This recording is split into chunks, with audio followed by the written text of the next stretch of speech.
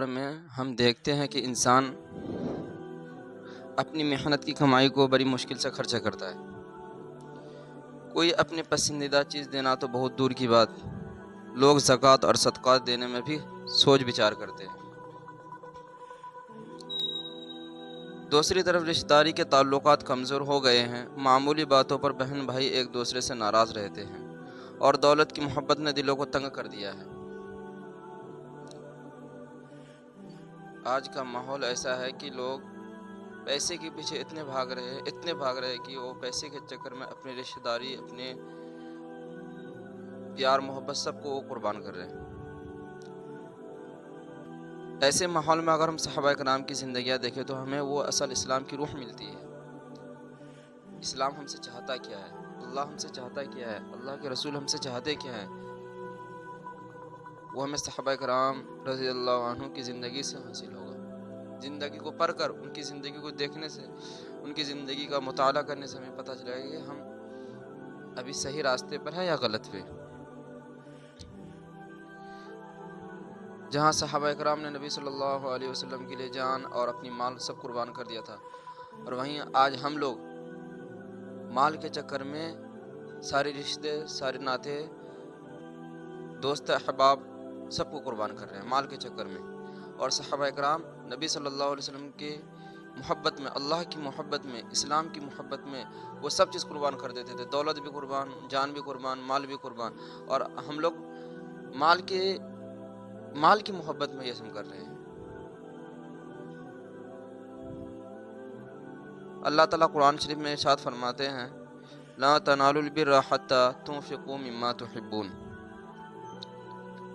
تم ہرگز نیکی کے اعلی درجے کو نہیں پا سکتے، تم ہرگز نیکی کے اعلی درجے کو نہیں پا سکتے جب تک اپنی محبوب چیزوں میں سے اللہ کی راہ میں خرچ نہ کرو۔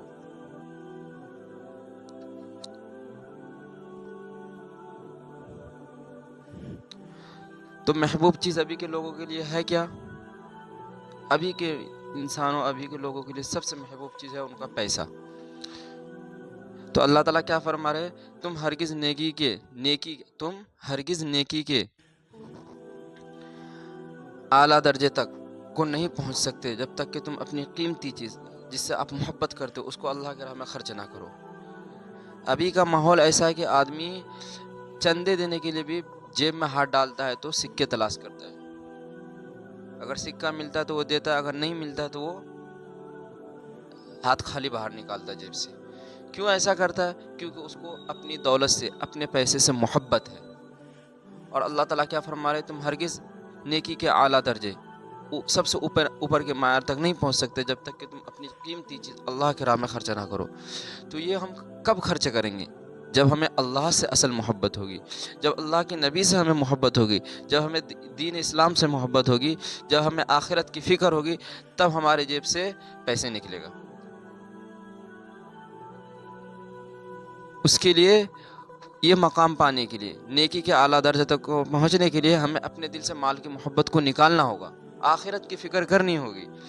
تو اس کے لیے ہمیں اپنے صحابہ کرام رضی اللہ عنہم اجمعین کی زندگیوں کو پڑھے، ان کی واقعات کو سنیں تاکہ ہمارا ایمان تازہ ہو۔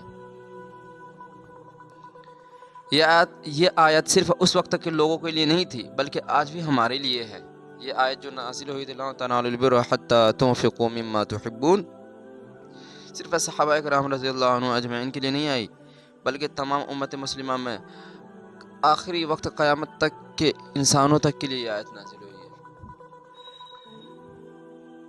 جب یہ آیت نازل ہوئی تھی، لا تنالوا البر حتى تنفقوا مما تحبون، تو صحابہ کرام رضی اللہ عنہ کا، اجمعین کا جذبہ دیکھیے، ان کا ایمان دیکھیے، کتنا پختہ ایمان تھا، کتنا مضبوط ایمان تھا ان کا۔ حضرت ابو طلحہ انصاری رضی اللہ عنہ کے پاس مدینہ کے اندر سب سے قیمتی باغ تھا کھجور کا، جس کا نام بیرحا تھا۔ کہا جاتا ہے کہ یہ باغ نہ صرف خوبصورت تھا بلکہ وہاں میٹھے چشمے بھی تھے۔ حضرت ابو طلحہ کو یہ باغ سب سے زیادہ محبوب تھا۔ جب یہ آیت نازل ہوئی کہ نیکی کی اس وقت، تو حضرت ابو طلحہ فوراً رسول اللہ صلی اللہ علیہ وسلم کے پاس حاضر ہوئے اور عرض کیا، یا رسول اللہ، اللہ کی یہ آیت اللہ کی یہ آیت سن کر میرا دل گواہی دیتا ہے کہ میری سب سے پسندیدہ چیز میرا باغ ہے، میں اسے اللہ کی راہ میں صدقہ کرتا ہوں، آپ جس طرح چاہے استعمال کریں۔ اللہ اکبر۔ آیت نازل ہوئی کہ جب تک تم اپنی نیکی کے اعلیٰ درجے تک نہیں پہنچ سکتے جب تک کہ اپنی قیمتی چیز کو اللہ کی راہ میں خرچ نہ کر دو، صدقہ نہ کر دو۔ تو صحابہ کرام کے اندر کا جذبہ دیکھیے، اللہ ہمارا ایمان بھی اللہ تعالیٰ صحابہ کرام جیسا بنائے۔ آیت نازل ہوتے ہی نبی صلی اللہ علیہ وسلم کے پاس آئے اور کیا کہہ رہے ہیں کہ میرا دل گواہی دیتا کہ میرا قیمتی، سب سے جو قیمتی جس سے میں محبت کرتا ہوں، میرا باغ ہے، اور میں اس باغ کو اللہ کی راہ میں صدقہ کرتا ہوں، آپ جس طرح چاہے استعمال کریں۔ تھوڑا سا بھی جھجک نہیں آتا ان کو، تھوڑا سا بھی نہیں سوچتے۔ اللہ کا حکم آیا، نبی صلی اللہ علیہ وسلم کا حکم ہوا، فوراً اس کی تعمیل میں لگ جاتے۔ یہ حالات کو نہیں دیکھتے، یہ سوچ بچار نہیں کرتے، یہ حالات کے نظریات کے حساب سے فیصلہ نہیں کرتے، یہ نبی صلی اللہ علیہ وسلم کے حکم کے مطابق کام کرتے سیدھا۔ اور ابھی کا انسان ماحول کے حساب سے، وقت کے حساب سے دین پر عمل کرتا ہے، وقت کے حساب سے دین پر چلتا ہے۔ فرصت ملتا ہے تو نماز پڑھتا ہے، نہیں ملتا تو نماز نہیں پڑھتا ہے۔ سنت پر عمل کرنے کی باری اگر آتی تو پھر حالات کو دیکھتے کہ لوگ کیا کہیں گے، لوگ اگر کچھ کہنے والا نہ ہو تب سنت پر عمل کرتا ہے، جہاں پہ لوگ کہنے والے، ٹوکنے والے ہوتے ہیں، وہ سنت کو چھوڑ دیتے ہیں، یہ لوگ سنت کو پیچھے چھوڑ دیتے ہیں۔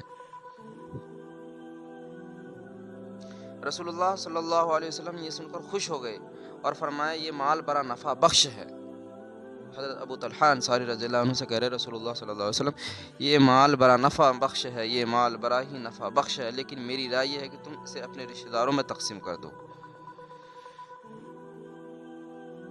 چنانچہ حضرت ابو طلحہ نے فوراً اپنے رشتہ داروں اور چچا زاد بھائیوں میں وہ باغ بانٹ دیا۔ دوستو ذرا سوچئے، آج کے دور میں کیا ہم اپنی پسندیدہ چیزیں اللہ کے راستے میں دینے کے لیے تیار ہیں؟ اکثر وہی لوگ چیز خیرات میں دیتے ہیں جو پرانی ہو، بیکار ہو یا ان کے کام کی نہ ہو، لیکن قرآن کہتا ہے اپنی محبوب چیز اللہ کے راستے میں دو۔ آج کے ماحول میں ہمیں یہ بھی نظر آتا ہے کہ لوگ اپنے قریبی رشتہ داروں کی مدد کرنے کے بجائے غیر سے تعلقات بہتر بناتے ہیں۔ بہن، بھائی، چچا زاد، قریبی رشتہ دار ضرورت مند ہوتے ہیں، مگر ہم ان کی مدد کرنے کے بجائے دوسروں کے سامنے دکھاوا کرتے ہیں۔ حضرت ابو طلحہ کا یہ عمل ہمیں یاد دلاتا ہے کہ اصل نیکی تب ہے جب ہم اپنی پسندیدہ چیز اللہ کے راستے میں دیں اور اس کو رشتہ داروں کے ساتھ بانٹیں، تاکہ صلہ رحمی بھی ہو اور نیکی بھی ہو۔ ان میں سے بہترین حصہ اللہ کے راستے میں دے، چاہے مسجد کی تعمیر ہو، غریب طلباء کی تعلیم ہو یا یتیموں کی کفالت ہو۔ اپنے رشتہ داروں کا خاص خیال رکھے، کیونکہ قرآن میں کئی جگہ صلہ رحمی پر زور دیا گیا ہے۔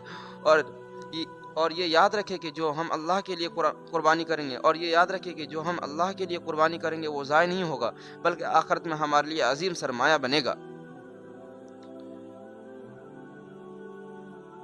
کاش ہم بھی ان صحابہ کرام کے نقش قدم پر چل سکے، اپنی زندگی میں ایثار و سخاوت اور صلہ رحمی کو زندہ کر سکے۔ اگر آپ کو یہ بیان